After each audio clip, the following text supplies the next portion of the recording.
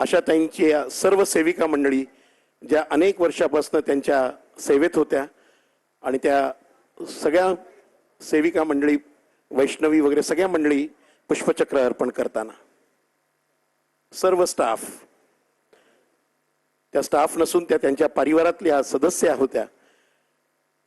त्यांच्या आईंच्या सुखादुःखात त्या सगळ्या मंडळी एकत्रितपणे त्यांच्याबरोबर. मी अनेक वेळा त्यांना प्रवास करतानाही त्यांच्याबरोबर पाहिलेलं आहे. असे विजय त्यांचे सारथी, तेही इथे जर असतील तर त्यांनाही मी विनंती करतो की आपणही इथे उपस्थित व्हावं. नरेंद्र हेटेजींना विनंती करतो की आपणही पुष्पचक्र अर्पण करण्याकरता. कालपासून या सर्व सेविका मंडळींना गहिवरून आलंय की आता कोण हाक देणार आणि मी कोणाच्या हाकेवर आणि कोणाच्या बेलवर तिथे त्यांच्या खोलीत जाणार. अशा पद्धतीची या सगळ्या सेविका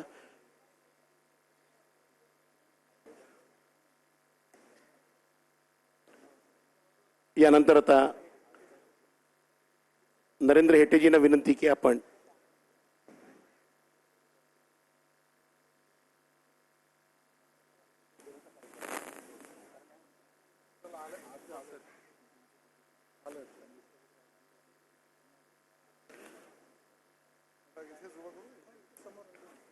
आनंदरावांना विनंती की आपण समोर उभं राहावं आणि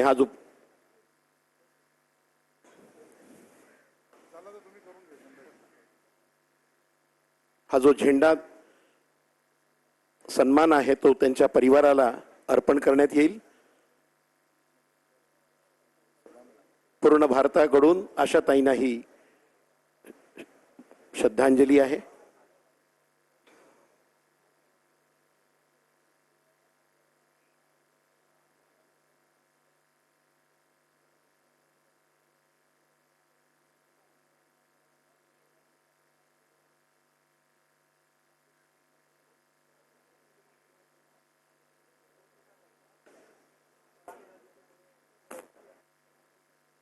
अत्यंत भावनिक असा हा क्षण.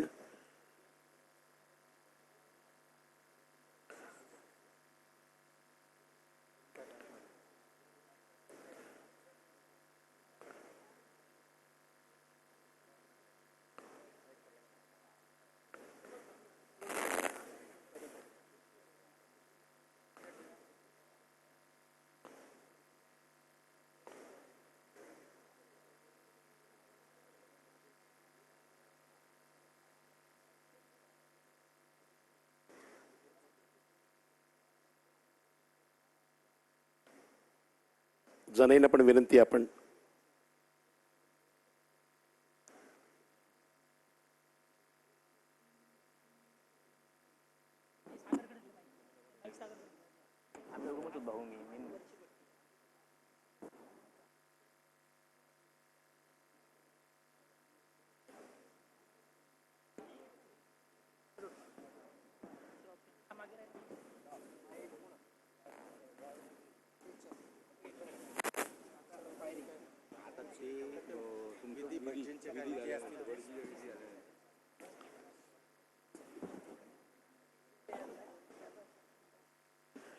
यानंतर आता काही मिनिटांच्या धार्मिक विधी होतील आणि त्यानंतर सलामी. तोपर्यंत बोलत राहा थोडंसं आशाबाईंबद्दल. हॅलो. आपल्या सर्वांच्या लाडक्या पद्मविभूषण आशाताई आपल्याला काल सोडून गेल्या. अतिशय दुःखदायक, हृदयदायक असा हा क्षण.